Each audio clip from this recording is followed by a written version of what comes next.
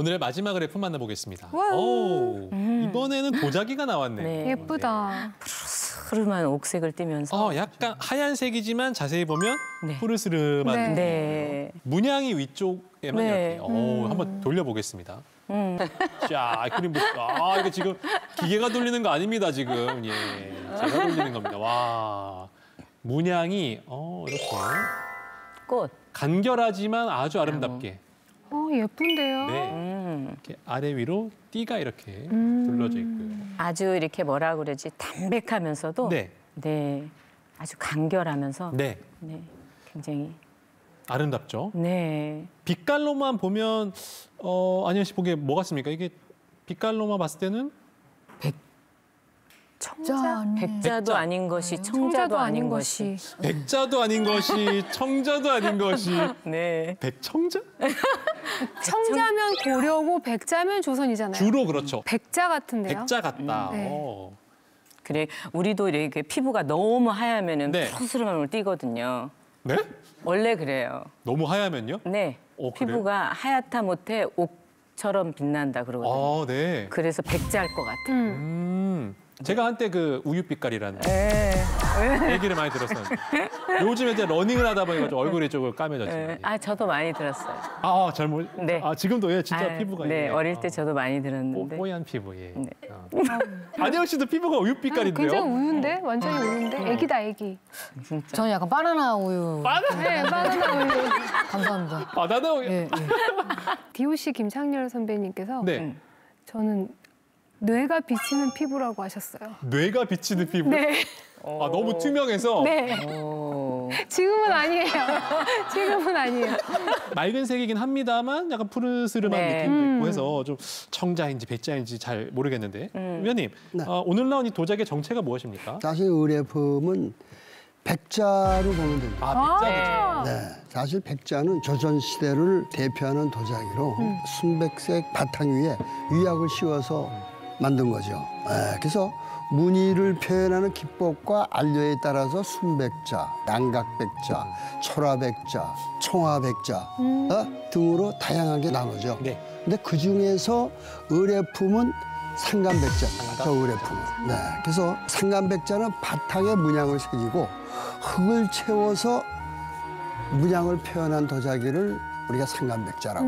네. 아. 크기가 그래서 채워. 그렇게 막 크진 않죠. 네. 무엇을 아담해요. 담아서 썼을까요? 네. 주로 여기 뭘 담아야 될까요? 용도는 딱 술 담았을 것 같아요. 또 술이에요? 여기다 무슨 술을 먹어요? 이거?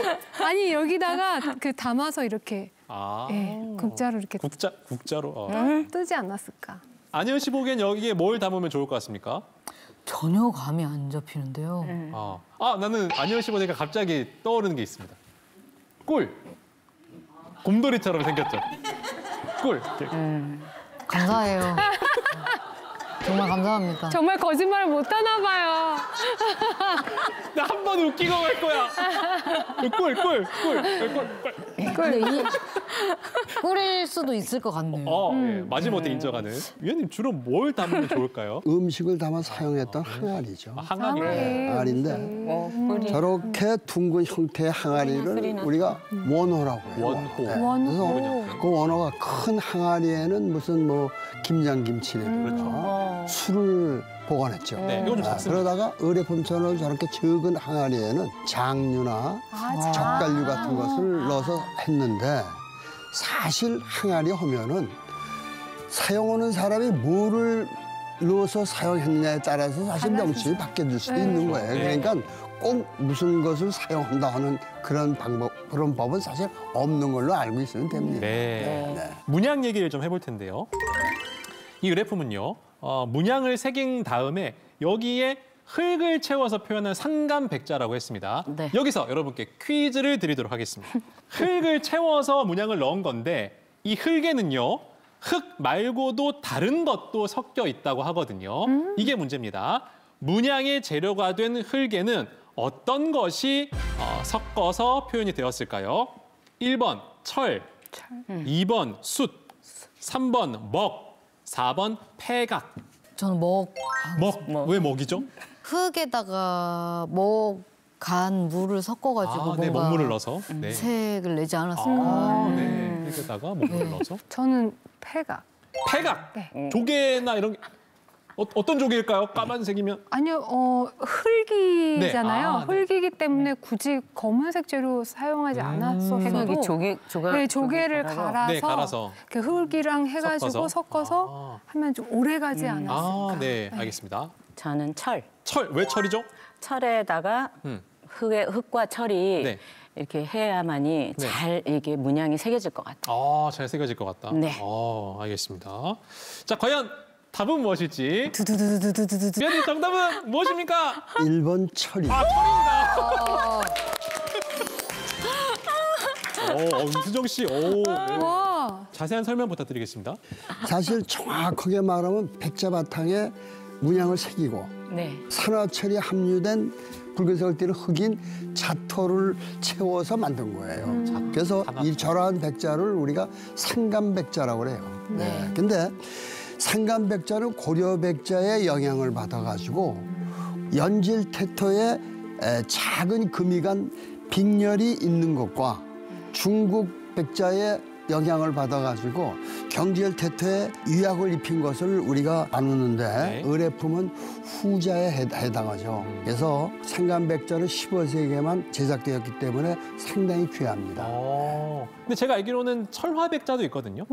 철화백자도 철이 들어가는 것 같은데 위원님, 철화백자와 상감백자의 차이가 무엇인가요? 네, 상감백자는 무늬를 새긴 곳에 산화철이 포함한 질감 있는 자토를 채워서 사실 문양을 낸 거예요. 근데 철화백자는 초벌한 백자에다가 묽은 산화철 안료로 문양을 그리죠. 그게 다른 거예요, 그게. 그래서 같은 철분을 제대로 사용했지만 사실 그 질감이나 기법의 차이가 좀 있습니다. 그렇군요. 위원님, 그러면 이 시대별로 백자의 제작 기법이라든지 이런 것들이 좀 많이 바뀌나 봅니다. 조선 초기에는 사실 오늘 나온 상감백자가 많이 만들어졌죠. 그러다가 14세기 말에는 코발트 청화가 들어와요. 그래서 15세기부터는 본격적으로 청화백자를 아주 만들기 시작하죠. 그러다가 조선 중기에는 철화백자의 전성기이기 때문에 철화 기법을 사용한 도자기를 사실 많이 생산했습니다. 그러다가 조선 후기에 와서는 배연 기법이 폭이 넓어지면서 청화나 양각, 투각 등 여러 기법이 고루 사용을 하게 돼요. 그래서 다양한 형태의 상형 백자가 사실 많이 또 제작이 됩니다. 그렇군요. 여기 보면 꽃이잖아요. 네. 그렇죠? 참 아름답게 이렇게 쫙 들어가 있는데 또 있어. 어떤 꽃일까요, 이게? 무슨 꽃? 어려우신가요? 퀴즈로 바로 한번 풀어보겠습니다. 자, 이 아름다운 이 꽃, 이 꽃은 어떠한 꽃을 표현한 걸까요? 1번 백합, 2번 목련, 3번 연꽃, 4번 수선화. 저는 연꽃 같아요. 저도요. 임수정 씨 연꽃이라고 하자 박경 씨도 저도요. 네. 왜 연꽃이죠, 임수정 씨? 연처럼 이렇게 촥. 네. 생긴 게 네. 연꽃 같다. 박경 씨도 보자마자 저도. 우리 둘이 같이 가야 네. 같이 틀리고 맞아도 같이 맞아서 내가 점수- 1등 하겠다. 내가 1등. 바꾸지 마요. 절대로. 선배님 굉장히 집념이 강하세요. 나 오늘 꼭 왜냐하면 장구가 없거든요. 맞아. 자, 안혜연 씨. 하나 있다니까. 저도 연꽃. 연꽃. 다 같이 가죠. 네. 저 조그만한 덩어리가 하나 맞아요. 위에 있어요. 그치? 네. 딱 연꽃 모양이야. 연꽃 모양이다. 이렇게 쫙. 세 분 모두 연꽃이라고 했습니다. 예. 과연 연꽃이 맞을지. 위원님 정답은 무엇입니까? 네, 세 분 다 맞습니다.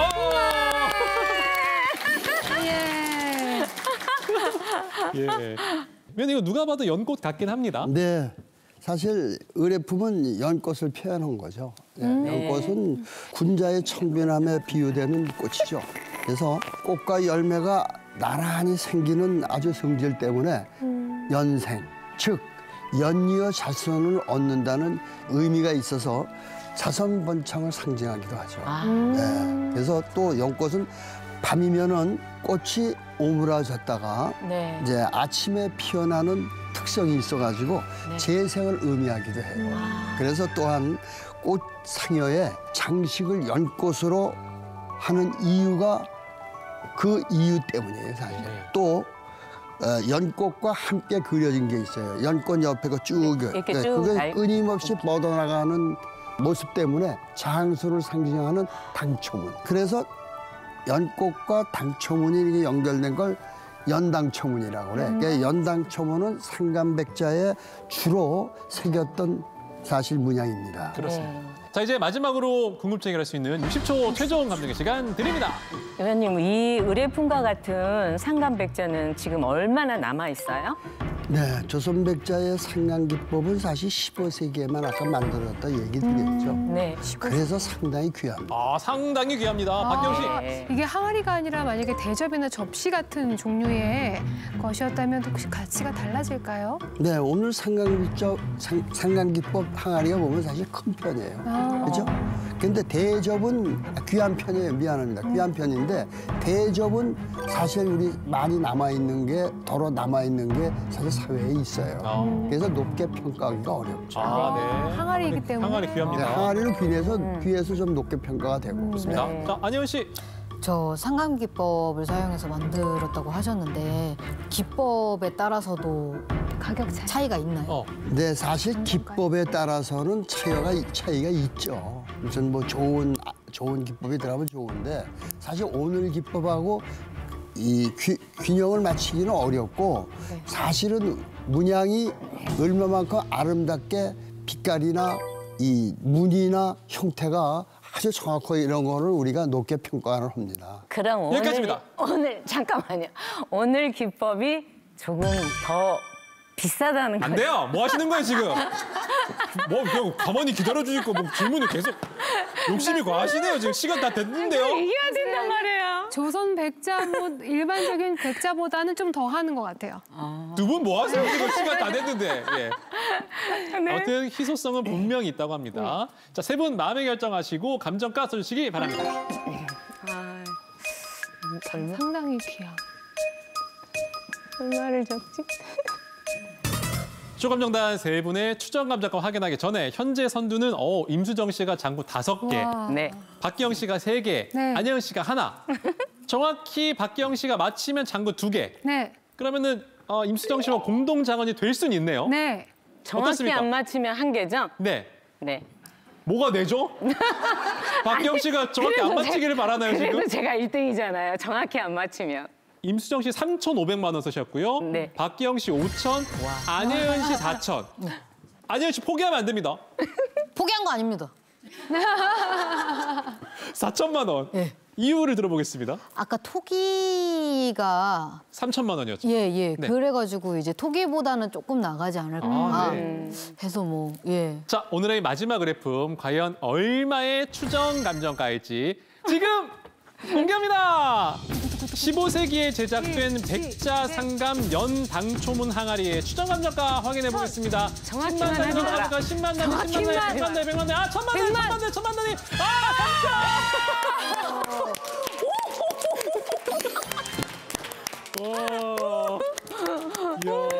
우와, 축하드려요. 와. 아니, 왜 토기하고 똑같은 거야? 그러게요. 예, 오늘 의뢰품의 그 백자로서 백장아리가 사실 색깔도 좋지, 무늬도 사실 좋지, 형태도 바르게 잘 돼 있지. 사실 저렇게 나오기가 상당히 귀해요. 그래서 사실 가격을 그래서 이렇게 평가를 했는데 사실 그거보다 더 높게 한 국 정도까지 할 수 해도 전혀 손색이 없는 그런 유물이에요. 근데 오늘 이게 헌게서 조금 아쉽긴 합니다. 예, 오늘 아주 잘 봤습니다. 고맙습니다. 네. 네, 저희 TV쇼 진품 명품에서는요, 여러분이 접수해주신 의뢰품 가운데 채택된 고미술품을 방송을 통해서 소개해드리고 있습니다. 저희 진품 명품에 소개하고 싶으신 고미술품 있다면 저희 진품 명품 홈페이지를 참고해 주시기 바랍니다.